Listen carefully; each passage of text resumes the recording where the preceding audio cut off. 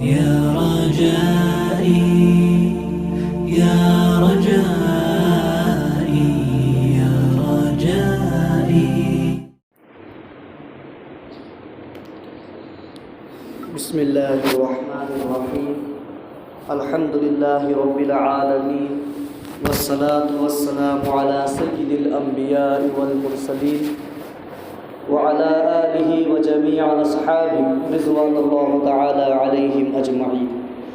أما بعد، فأعوذ بالله من الشيطان الرجيم. بسم الله الرحمن الرحيم. يا أيها الذين آمنوا كتب عليكم الصيام كما كتب على الذين من قبلكم لعلكم تتقون. صدق اللہ العظیم. سبھی حضرت روشی پڑھیں. اللهم صل على محمد وعلى آل محمد كما صليت على إبراهيم وعلى آل إبراهيم إنك حميد مجيد. اللهم بارك على محمد وعلى آل محمد كما باركت على إبراهيم وعلى آل إبراهيم إنك حميد مجيد. میرے محترم بھائیوں، بزرگوں، دوستوں اور مسجد میں بیٹھے سبھی ساتھیوں، جس مہینے کا ہم بے صبری سے انتظار کر رہے تھے، جس مہینے کو پانے کے لیے اللہ کے چنندہ بندے، اللہ کے پیارے بندے گڑ گڑایا کرتے تھے، جس مہینے کو پانے کے لیے اللہ کے بندے رویا کرتے تھے، تڑپتے تھے، آج انہی کی برکت سے اللہ نے ہم تمام کو یہ رمضان کے مہینے میں پہنچایا ہے.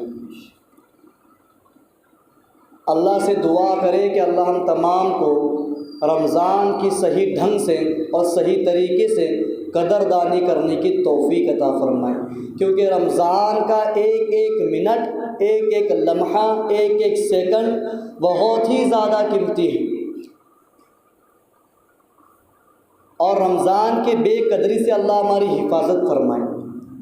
اللہ کے رسول صلی اللہ علیہ وسلم کے اس بد دعا کے مستحق بننے سے ہماری حفاظت فرمائے. میرے محترم بزرگوں، دوستوں، جیسا کہ ہم سب جانتے ہیں کہ اسلام کی بنیاد 5 چیزوں پر ہے. سب سے پہلے توحید، یعنی اللہ کو ایک ماننا، اور نبی صلی اللہ علیہ وسلم کو نبی ماننا اور آخری رسول ماننا. اس کے بعد ہے روزہ، زکوٰۃ، حج. اسلام کی 5 بنیادوں کے اندر سے ایک بنیاد جو ہے، ایک پلر جو ہے، جس طریقے سے کوئی عمارت ہو، جو ہماری مسجد کی عمارت ہے، یہ 4 پلروں پر کھڑی ہوئی ہے. اسی طریقے سے اسلام کی جو عمارت ہے وہ 5 ستونوں پر، 5 پلروں پر، 5 چیزوں پر مشتمل ہے، 5 چیزوں پر کھڑی ہوئی ہے. وہ 5 چیزوں کے اندر سب سے پہلی چیز توحید ہے، دوسری چیز روزہ ہے، نماز ہے، زکوٰۃ ہے، حج ہے. یہ تمام چیزوں کے اندر سب سے اہم اسلام لانا، اسلام کا اقرار کرنا. اس کے بعد جب اسلام میں بندہ داخل ہو جاتا ہے تو یہ آگے کی 4 چیزیں اس کو کرنی ہوتی ہیں. اس میں ایک روزہ بھی ہے. میرے محترم بزرگوں، دوستوں، روزہ رکھنا اسلام کے اندر فرض ہے، ضروری ہے. روزہ رکھنا اس طرح نہیں ہے کہ اگر مجھے پیاس لگتی ہو، مجھے بھوک لگتی ہو، میں نے ابھی تک کوئی روزہ رکھا ہی نہیں، مجھے روزے رکھنے کی عادت نہیں ہے، مجھے برداشت نہیں ہوتا. یہ ہیلے، یہ بہانے اللہ کے سامنے بالکل نہیں چلیں گے. میرے محترم بزرگوں، دوستوں،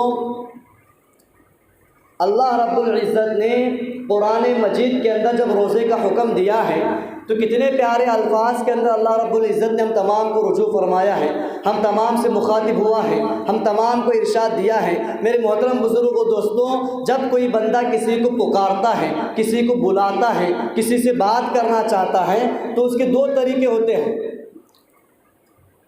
پہلا طریقہ جو ہوتا ہے پکارنے کا، وہ نام لے کر ہوتا ہے. اگر مجھے کسی کو بلانا ہو تو میں اس کا نام لے کر بلاؤں گا تو وہ میرا جواب دے گا، اور اگر کسی کو مجھے بلانا ہو تو میں اس کو رشتے کی بنیاد پر بلاتا ہوں کہ میرا فلاں فلاں بھانجا ہے تو میں اس کو بھانجے کے نام سے بلا رہا ہوں، فلاں فلاں میرا یہ بھتیجا ہے تو میں اس کو بھتیجے کے نام سے بلا رہا ہوں. اور رشتے سے جب میں پکارتا ہوں اس میں ایک اپناپن نظر آتا ہے. مثال تو میں آپ کو اس بات کی کہ اگر ایک باپ ہو، وہ بیٹے کو بلانا، بیٹے کو اس سے ایک کام لینا ہے، مثال کے طور پر اس کو ایک پانی کا گلاس ہی پانی بھر کر منگانا ہے، اگر وہ اس کا نام لے کر بھی بولے گا تو بیٹا جا کر وہ کام کرے گا اور پانی کا گلاس لا کر اس کی خدمت میں اس کے سامنے پیش کرے گا اور اس کی پیاس بجھ جائے گی، اس کا کام ہو جائے گا۔ لیکن اگر وہی باپ بیٹے کو نام سے نہیں بلکہ رشتے سے پکارتا ہے کہ اے میرے بیٹے جا ایک میرے لیے گلاس پانی لے کر آ، تو اس کے اندر بھی اس کا کام بنے گا، جب بھی یہ کام سنیں گا تب بھی یہ پانی لائے گا، تب بھی اس کی پیاس بجھے گی، تب بھی اس کا مقصد پورا ہو جائے گا۔ لیکن دونوں کے کہنے میں بڑا فرق ہے، دونوں الفاظ کے کہنے میں زمین و آسمان کا فرق ہے۔ ایک الفاظ میں محبت جھلکتی ہے اور دوسرے میں محبت نہیں جھلکتی۔ نام سے تو ساری دنیا ہی اس کو پکارتی ہے، نام سے پکارنے میں اس کو کوئی کمال نظر نہیں آیا، نام سے پکارنے میں اس کو ایک محبت ایک کھنچاؤ نظر نہیں آیا۔ لیکن جب وہی باپ اپنے بیٹے کو بیٹا کہہ کر پکارتا ہے، اپناپن اس سے جھلکتا ہے، اس سے پیار جھلکتا ہے، اس سے محبت جھلکتی ہے، تو بیٹا فوراً اس کام کو اور اچھی طریقے سے کرتا ہے۔ اسی طریقے سے اللہ رب العزت نے قرآن مجید میں ہم کو کئی مرتبہ نام لے کر پکارا ہے، جیسے کہ روزے کا حکم اللہ سورہ بقرہ میں ارشاد فرماتے ہیں، کیا فرماتے ہیں؟ یا ایھا الذین آمنو، کہ اے ایمان والو، اللہ نے ہمارا تمام کا براہ راست نام لے کر یہاں پکارا ہے۔ میرے بھائیو ذرا غور کرنے کی بات ہے، اللہ نے یہ نہیں کہا کہ اے مجوسیوں، اللہ نے یہ نہیں کہا کہ اے کافروں، اللہ نے یہ نہیں کہا کہ اے مشرکوں، اللہ نے یہ نہیں کہا کہ اے یہودیوں، اللہ نے یہ نہیں کہا کہ اے عیسائیوں، اللہ نے یہ نہیں کہا کہ اے ہندوؤں، اللہ نے براہ راست میرا اور آپ کا نام لے کر پکارا ہے۔ اللہ تعالیٰ سے ہمارا جو رشتہ ہے وہ ایمان کے بنیاد پر ہے، ایمان کی وجہ سے ہے۔ میرے بھائیو اللہ اس رشتے کو لے کر پکار رہے ہیں، یا ایھا الذین آمنو، کہ اے ایمان والو۔ اس لیے تو حضرت عبداللہ ابن عباس رضی اللہ تعالی عنہ کہا کرتے تھے کہ جب تم قرآن کھولا کرو اور قرآن مجید کی تلاوت کیا کرو، اور قرآن مجید تلاوت کرنے کا ہی یہ مہینہ ہے، کیونکہ اس مہینے کے اندر قرآن مجید نازل ہوا ہے۔ جب تم قرآن پڑھنے لگو تو جب کہیں تم کو یا ایھا الذین آمنو پڑھنے کو ملے تو سمجھ لینا چاہیے، بالکل چوکن نہ ہو جاؤ کہ اب میرا رب مجھ کو کچھ حکم دے رہا ہے۔ میرے بھائیوں، میری اور آپ کی مثال میں دیتا ہوں، اگر میں کسی بچے کو یا کسی کو بھی اگر کام لگا دوں کہ یہ کام کر، اور اگر وہ کام کرتا ہے تو مجھے خوشی ہوتی ہے، لیکن اگر وہ کام نہیں کرتا بار بار بولنے کے باوجود تو مجھے غصہ آتا ہے۔ اسی طریقے سے اللہ نام لے کر کہہ رہے ہیں کہ اے ایمان والو، تو اللہ رب العزت ہم تمام کی طرف مخاطب ہو رہے ہیں۔ یہ سمجھ لینا چاہیے کہ اللہ مجھ کو کہہ رہا ہے، اللہ کا ارشاد میرے کو ہے، اللہ کا حکم میرے کو ہے۔ اگر آدمی اتنا بھی سمجھ لے تو کافی ہے۔ آج ہم کیا سمجھ رہے کہ قرآن مجید جو ہے وہ ساری امت کے لیے تو ہے ہی ہے، لیکن میرے لیے کوئی اس کے اندر حکم نہیں ہے۔ روزہ رکھنے کا حکم آیا ہے تو وہ مولوی صاحب رکھے، وہ اللہ والے رکھے، وہ نمازیں پڑھنے والے رکھے، وہ تہجد پڑھنے والے رکھے، وہ داڑیاں رکھنے والے رکھے، وہ ٹوپی پہننے والے رکھے، وہ نمازی کپڑے پہننے والے رکھے، وہ سنت کے مطابق زندگی گزارنے والا رکھے، وہ مسجد کو جانے والا رکھے، وہ اللہ اللہ کرنے والا رکھے۔ ہمارا ذہن، ہمارا تصور، ہمارا دماغ، ہمارے دل میں بات بیٹھ چکی ہے کہ روزہ میرے لیے نہیں ہے، روزہ میرے لیے ضروری نہیں ہے، مجھے بھوکا رہنا ضروری نہیں ہے، مجھے پیاسا رہنا ضروری نہیں ہے، مجھے اللہ کے سامنے گڑ گڑانا ضروری نہیں ہے۔ روزہ رکھ کر اپنے آپ کو بھوکا مارنے سے مجھے کچھ نہیں ملے گا، روزہ رکھ کر پیاسا مارنے سے مجھے کچھ نہیں ملے گا۔ ہمارے ذہن کے اندر شیطان نے بات ٹھوس دی ہے، جس کی وجہ سے رمضان ایک کیا، آج سے پہلے کوئی یہاں پر 50 سال کا بوڑھا بیٹھا ہے، کوئی یہاں پر 60 سال کا بوڑھا بیٹھا ہے، کوئی یہاں پر 80 سال کا بوڑھا بیٹھا ہے، کوئی یہاں پر 20 سال کا نوجوان بیٹھا ہے،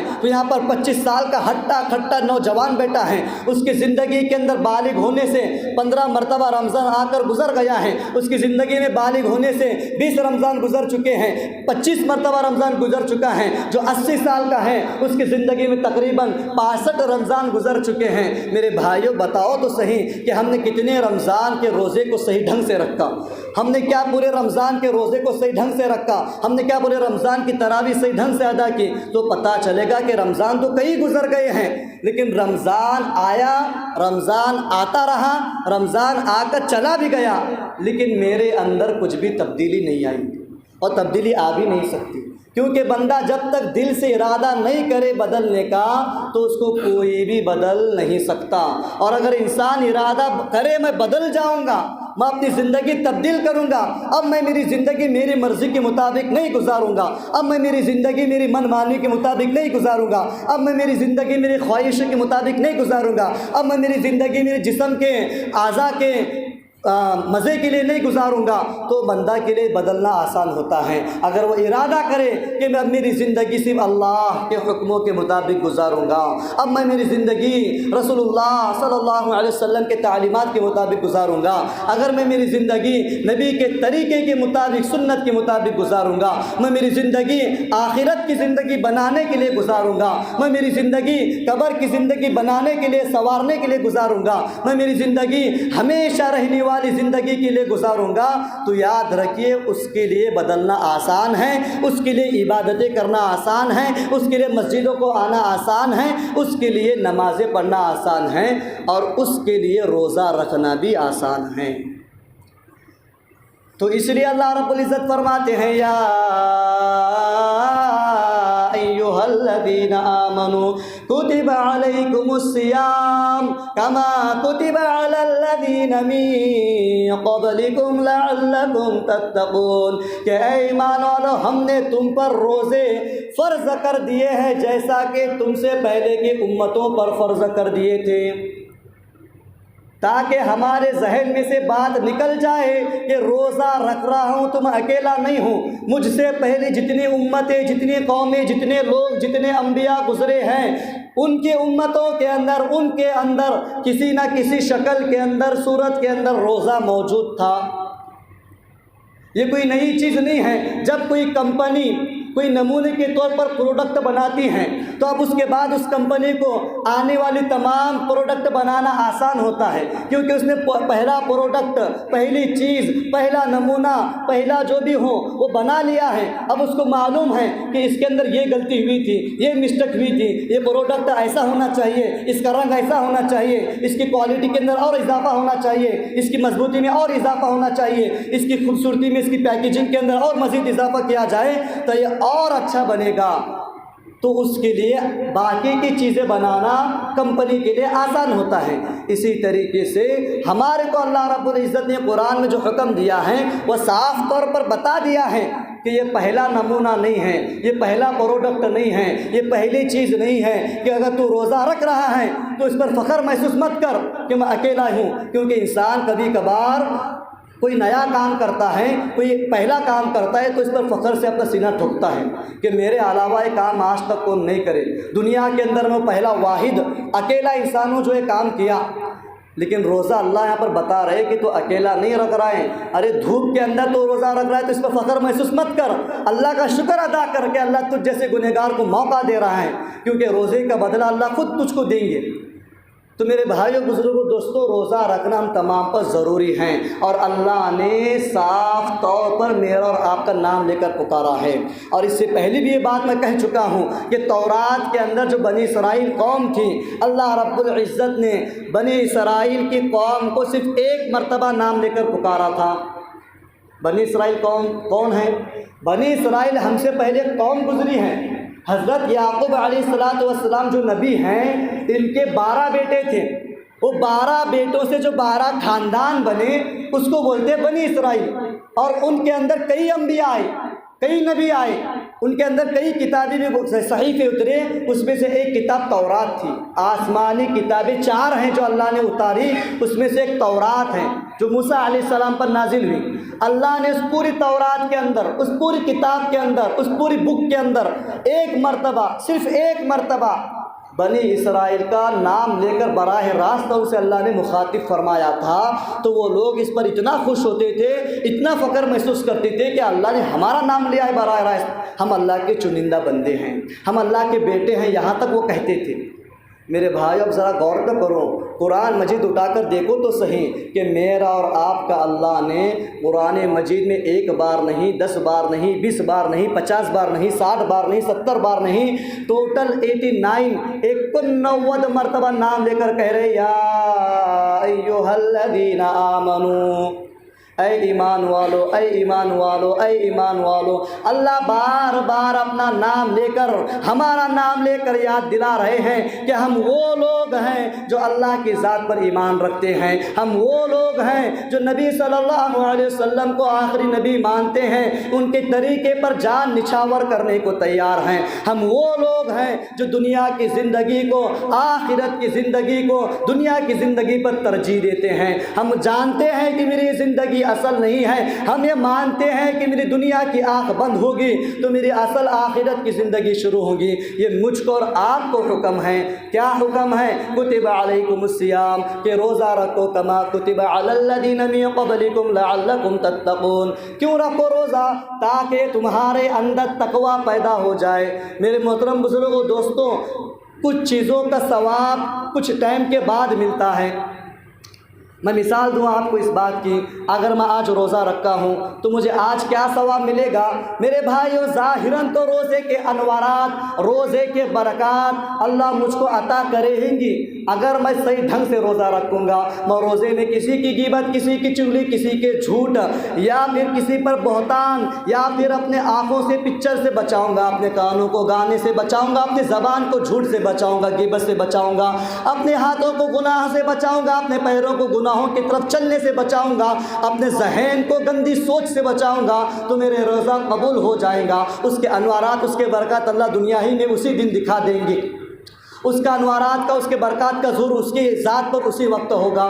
لیکن میرے بھائیوں، روزے کا جو مقصد ہے، روزے کا جو ثواب ہے اللہ رب العزت عطا کریں گے، وہ کیا ثواب ہے؟ ذرا سن بھی لو کہ اللہ رب العزت کیا عطا فرمائیں گے۔ میرے بھائیوں، کچھ ثواب کچھ دیر کے بعد ملتا ہے۔ مثال دوں میں، ایک آدمی ہے، صبح سویرے اپنی نیند سے جاگتا ہے، اپنی بائک، اپنی گاڑی کو نکالتا ہے، اس میں پیٹرول وغیرہ دیکھ کر چیک کر کر گاڑی پر بیٹھتا ہے، خود کا پیٹرول ہے، اور گاڑی پر بیٹھ کر کمپنی جاتا ہے، گاڑی پر بیٹھ کر وہاں جاتا ہے جہاں اس کا کام ہے۔ وہاں جا کر آدمی کیا کر رہا ہے؟ 8 گھنٹے، 10 گھنٹے، 12 گھنٹے کام کر رہا ہے، ڈیوٹی کر رہا ہے، پسینہ ٹپکا رہا ہے۔ اب شام ہوتی ہے، اس کا کام ختم ہوا، واپس اپنی گاڑی پر بیٹھتا ہے، پھر اپنے گھر واپس چلا آتا ہے۔ اس کو تنخواہ نہیں ملی، اس کو پگار نہیں ملی۔ اب پھر صبح ہوتی ہے، پھر اٹھتا ہے، پھر جاتا ہے، پھر کام کرتا ہے، پھر واپس آتا ہے۔ کچھ لوگ تو کام رات میں کرتے ہیں، رات کی نیند کو چھوڑتا ہے، رات کی بستر کو چھوڑتا ہے، رات کے سکون کو چھوڑتا ہے، رات کے آرام کو چھوڑ کر جا کر کام کرتا ہے، اور اسی طریقے سے کام کرتا رہتا ہے مسلسل۔ اگر کوئی آدمی اس کو جا کر یہ کہے تو کتنا بے وقوف ہے، تو کتنا کم عقل ہے، تو کتنا نادان ہے، تو پاگل ہے، تو ایڑا ہے، کیوں کہ دن بھر کام کرتا ہے، شام میں پگار نہیں لیتا، تو وہ کیا کہے گا کہ نہیں، میں پاگل نہیں، میں تو بہت ہی عقل مند اور ہوشیار ہوں، کیونکہ مجھے معلوم ہے کہ ایک دن کام کرنے کے بعد میری پگار کا نظام نہیں ہے۔ میری پگار کا نظام جو ہے، میری تنخواہ کا نظام جو ہے، میری پیمنٹ کا نظام جو ہے، میری اجرت کا نظام جو ہے، وہ 1 تاریخ کا ہے، مہینہ ختم ہونے کا بعد کا ہے۔ تو ہم اس کو کیا کہیں گے؟ عقل مند کہیں گے یا پھر پاگل کہیں گے؟ ہم اس کو عقل مند کہیں گے۔ اسی طریقے سے رمضان کی مثال ہے کہ روزہ تو ہر روز رکھنا ہے، روزہ تو ہر روز رکھنا ہے، پیاس سے ہر روز لڑنا ہے، بھوک سے ہر روز لڑنا ہے، اپنے آپ کے نفس کو روز مارنا ہے، اپنے جسم کے اعضاء کو روز گناہوں سے بچانا ہے۔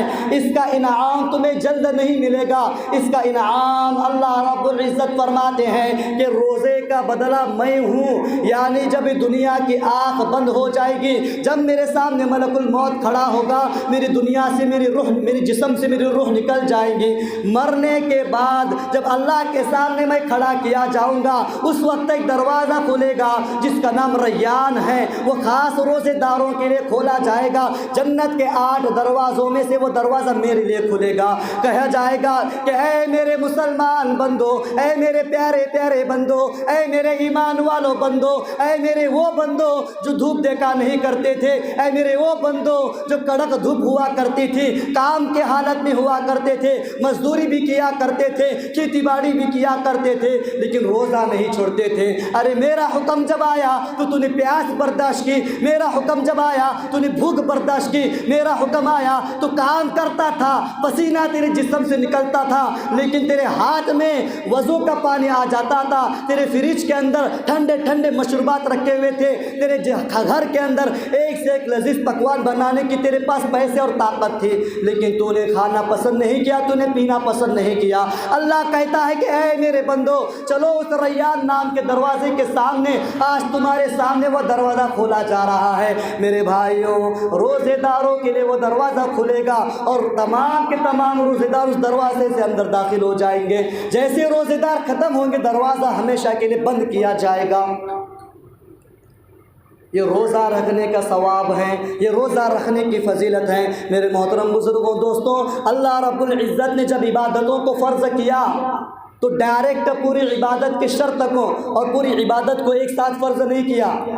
نماز فرض ہوئی، پہلے جب نماز پڑھا کرتے تھے صحابہ تو نماز میں باتیں بھی کیا کرتے تھے، نماز میں آگے پیچھے ہوا کرتے تھے، نماز میں سلام بھی کرتے تھے، نماز میں سلام کا جواب بھی دیتے تھے، نماز میں بات چیت بھی کیا کرتے تھے، یہاں تک کہ نشے کی حالت میں بھی نماز پڑھا کرتے تھے۔ کیوں؟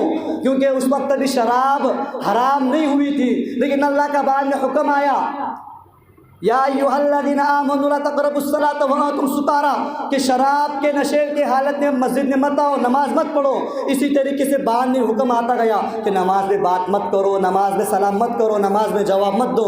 آہستہ آہستہ اس کے اندر بدلاؤ آتے رہے، اور آج جب ہم نماز پڑھ رہے ہیں اپنی اصلی حالت میں ہمارے پاس موجود ہیں۔ اسی طریقے سے روزہ فرض ہوا تو روزہ فرض ہونے کے بعد یہ حکم تھا کہ جس کا دل چاہے وہ روزہ رکھ لے، اور جس کا دل نہیں چاہے وہ اس کا فدیہ ادا کر دے۔ روزہ اس کے لیے رکھنا ضروری نہیں تھا شروع اسلام کے اندر، حالانکہ کوئی شرعی عذر نہیں ہوتا تھا، بیمار نہیں ہوتا تھا، لیکن روزہ چھوڑ سکتا تھا۔ لیکن اس کے اندر سختی سی بات میں اللہ نے ارشاد فرمایا کہ اب روزہ رکھنا فرض ہے، اس کو چھوڑ نہیں سکتا۔